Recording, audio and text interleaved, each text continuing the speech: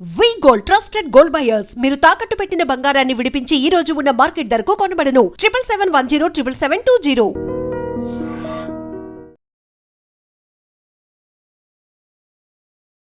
Welcome to iDream media.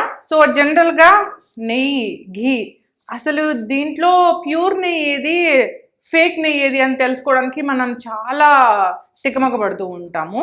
So అయితే simple టెస్ట్లే ఉన్నాయి, అంటే పెద్దవాళ్ళు ఎలా టెస్ట్ చేశారనేది ఆ సింపుల్ టెస్ట్ల ద్వారా ఫేక్ ఘీ ఏది ఒరిజినల్ ఘీ ఏది అనేది మనం తెలుసుకోవచ్చు. దీనికోసం ఎక్కడో ల్యాబ్స్కి వెళ్ళాల్సిన పని లేదు.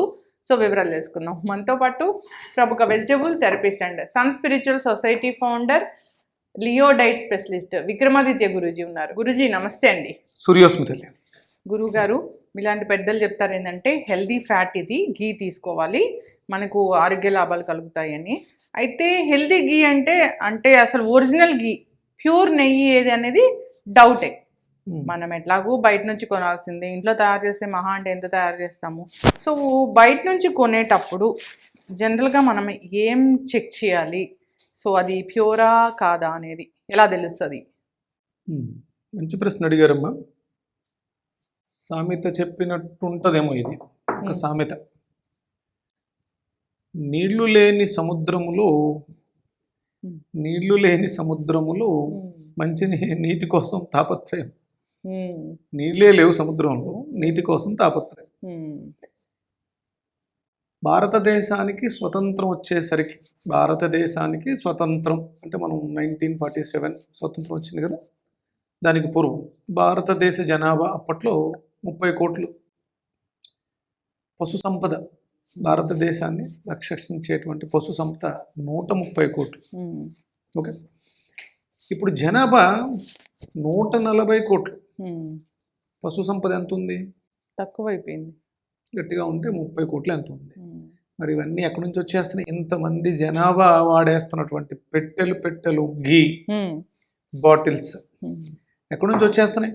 ఆర్టిఫిషియల్ అనుకోవాలి. ఇక అంటే తెలుసు అందరికీ ఇది డూప్లికేట్, కానీ ఇక తినేయాలి వాడేయాలి కాబట్టి వాడేస్తున్నాం అంతే తప్ప ఒరిజినల్ దొరకదు. అందుకనే అంటే మేము కూడా యుద్ధం చేస్తున్నాం.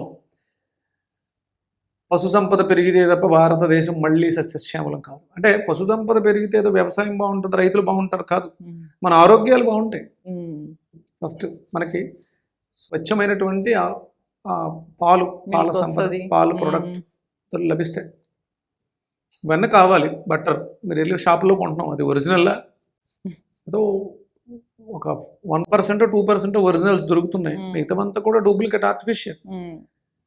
మనం డిమాండ్ని ఆపేస్తే సప్లై ఒరిజినల్ వస్తుంది. మనం అందరం కూడా ఓకే ఏదో దొరికిందిలే, ఏమవుతుంది గాడిద గుడ్డు ఒకసారి తింటే అనేటువంటి నిర్లక్ష్యం ఇలాంటి డూప్లికేట్లు తయారు చేసే వాళ్ళని పెంచి పోషిస్తాం. తినకపోతే ఏముంది, మానేస్తే నష్టం అని వచ్చింది. కొద్ది రోజులు మనం ఆ డిమాండ్, ఒరిజినల్ కావాలనే డిమాండ్ని సృష్టిస్తే స్వచ్ఛమైనటువంటి అవని వస్తుంది. తయారు చేసేవాడు కూడా మన ఇంట్లోంచి వచ్చిన వాడే. వాడు ఎక్కడి నుంచి వచ్చి, విదేశాల నుంచి వచ్చినటువంటి దుర్మార్గుడు ఏం కాదు. ఇక్కడ కల్తీ చేసే ప్రతి దరిద్రుడు ఇక్కడ వాడే. ఈ వీడు తయారు చేసిన దరిద్రాన్ని మనం తింటున్నాం. ఎవరో తయారు చేసినటువంటిది వాడికిలాగా ఇంకొకటి ఎవడో ఉంటాడుగా. మనకు ఒక సామెత ఉంటుంది, తాడి దన్నేవాడు ఉంటాడు, తల దన్నేవాడు ఉంటాడు. ఎందుకు వచ్చింది ఇదంతా? అయితే గురూజీ, అసలు నెయ్యి ఏ కలర్లో ఉంటుంది?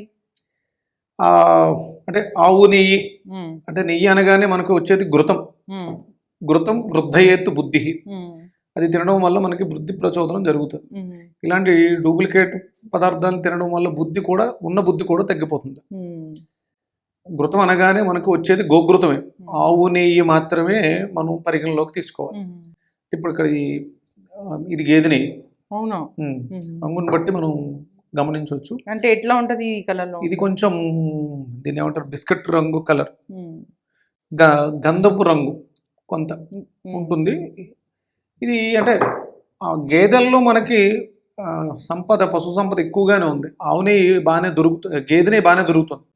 ఆవు నెయ్యిలో కల్తీలు ఎక్కువ అవుతున్నాయి. అలాగే గేదె నెయ్యిని కూడా ఎక్కువ ప్రోడక్ట్ ఇవ్వాలని చెప్పేసి కల్తీ చేస్తున్నారు. అంటే గేదె నెయ్యిని మనం తినకూడదా?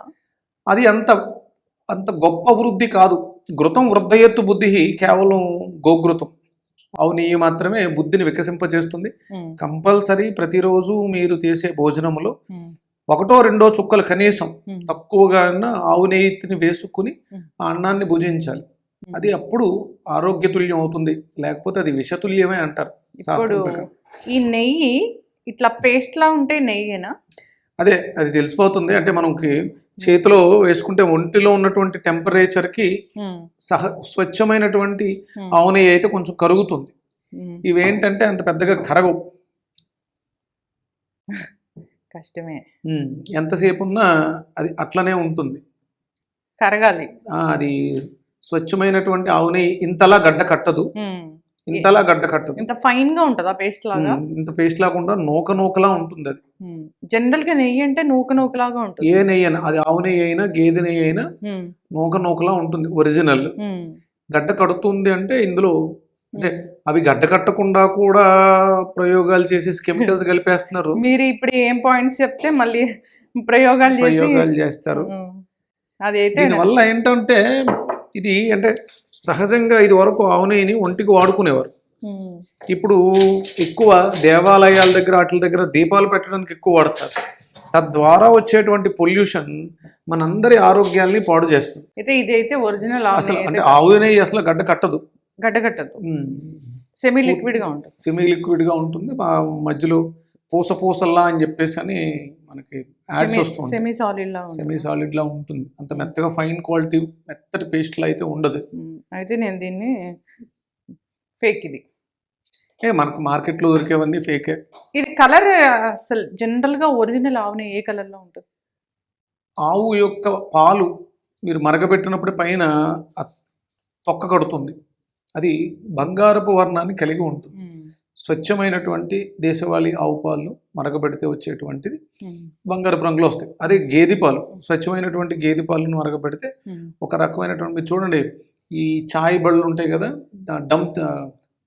దమ్ చాయ్ అని చెప్పేసి అమ్ముతారు, పైన మలాయి కడుతూ ఉంటుంది, ఒక రకమైనటువంటి బిస్కెట్ కలర్ గోధుమ రంగు, అది స్వచ్ఛమైనటువంటి గేదె పాలతో.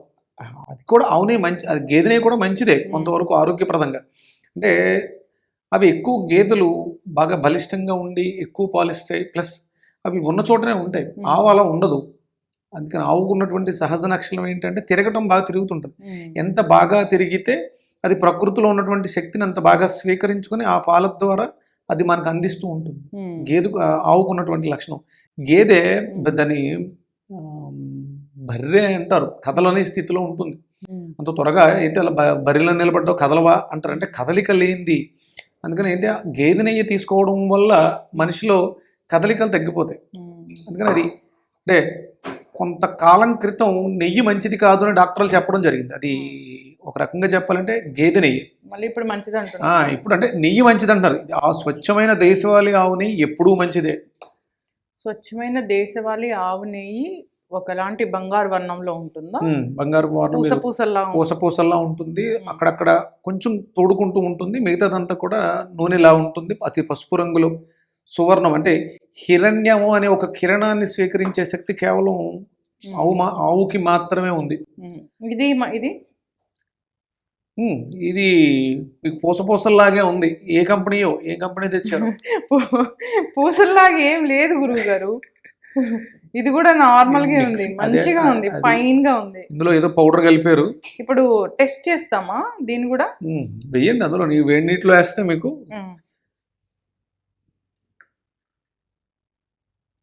వేడి నీటిలో వేసాము, ఏమవుతుంది? మంచి నెయ్యి అవుతాయి, కరిగిపోతుందా? మనం కరగబెట్టినా కరగట్లేదు. కొవ్వమ్మ, క్యాండిల్ కొవ్వు నీళ్ళలో వేస్తే ఎలా ఉంటుందో అట్లా ఉంటుంది.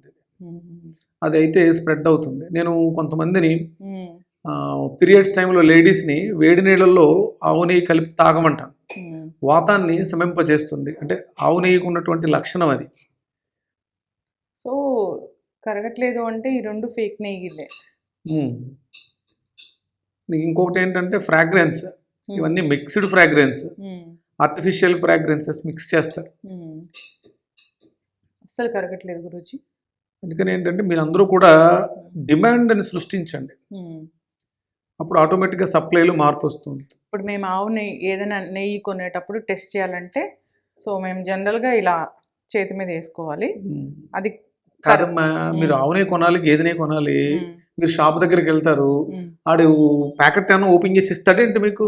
బయట కొనేటప్పుడు నేను అనేది ప్యాకెట్ ఓపెన్ చేయకపోయినా ఒక్కసారి కొన్న ప్యాకెట్ సరిగా లేదంటే అర్థమైపోతుంది. అన్ని కంపెనీ మనం అన్ని బ్రాండ్స్ ఇంకొకసారి కొనం కదా, బ్రాండ్స్ కి అలవాటు పడిపోయి ఉన్నాం. మీరు రైతు దగ్గరకు కొనాలి, రైతు దగ్గర కొంటేనే మీకు ఒరిజినల్ వస్తాయి. మీరు షాపుల్లో బ్రాండ్స్తో కొన్నారంటే అవి బ్రాండ్స్లో వెతకాల్సిన అవసరం ఏమి ఉండదు, దొరకదు. జనరల్గా నెయ్యి అంటే ఎట్లా ఉంటుంది గురువుగారు ఒకసారి చెప్పండి. నెయ్యినమ్మా తినాలనిపిస్తుందమ్మా. కొత్తగా పెళ్ళి కూతురికి బెల్లం వేసి వచ్చిన వెంటనే నెయ్యి పెడతారు. అంటే దానికి ఉన్నటువంటి లక్షణం అది. ఒక మనిషిని మనలో కలుపుకోవడానికి ఒక రకమైనటువంటి ఆధ్యాత్మిక చింతనని శక్తిని ఇస్తుంది నెయ్యి. అది దేంట్లో అయినా సరే సులువుగా కలుస్తుంది. ఇప్పుడు మనం చూసాం, అయితే తేలుతున్నాయి చూసారు అలా. అది గమనించడం అంటే మనం ఆ స్పృహలన్నింటినీ కోల్పోయాం. బయట ప్యాక్స్ తెచ్చుకున్నా కానీ మనం 1-2 సార్లు టెస్ట్ చేసి బాలేదంటే మళ్ళీ రిపీట్ చేయం కదా, నేను అదే చెప్తున్నాను.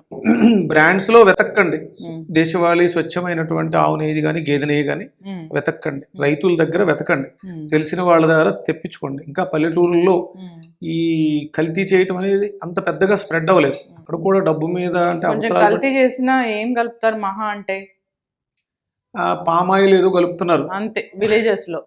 తర్వాత డాల్డా, వనస్పతి ఇవి కలుపుతున్నారు.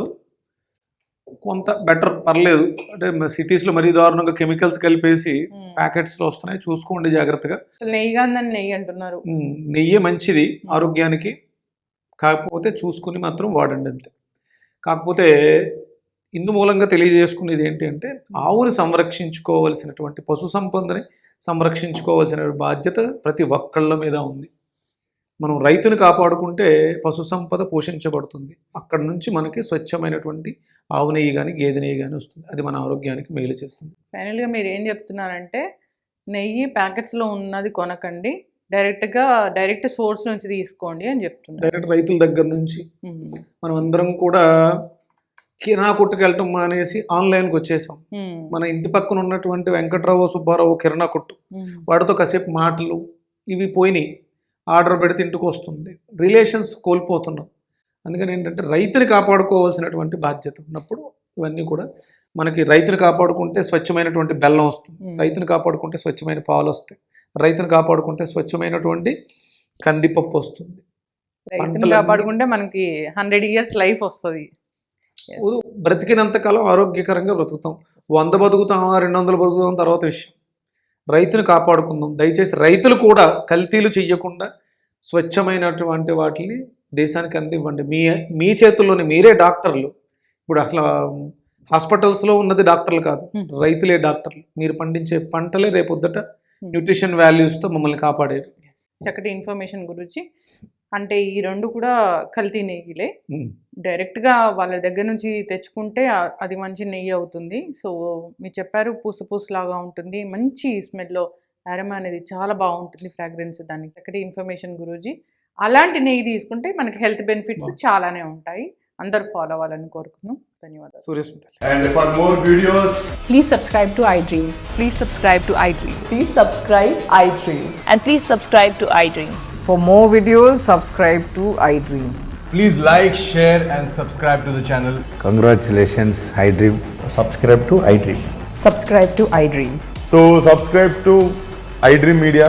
iDream ki iDream team andarki huge congratulations. Please subscribe iDream Media. Please subscribe to iDream. Subscribe iDream. Please subscribe to iDream. iDream అంటే నా కళల ఛానల్ను సబ్స్క్రైబ్ చేసుకున్న నోరు తిరుగుతలేదు, మీరైతే గంట గుర్తు కొట్టండి. For more such videos, please subscribe to iDream. Subscribe to iDream. Please subscribe to iDream. Please subscribe iDream Media. Please do subscribe to iDream. Please subscribe to iDream Media. For best entertainment and information, please subscribe iDream. And don't forget to subscribe to iDream.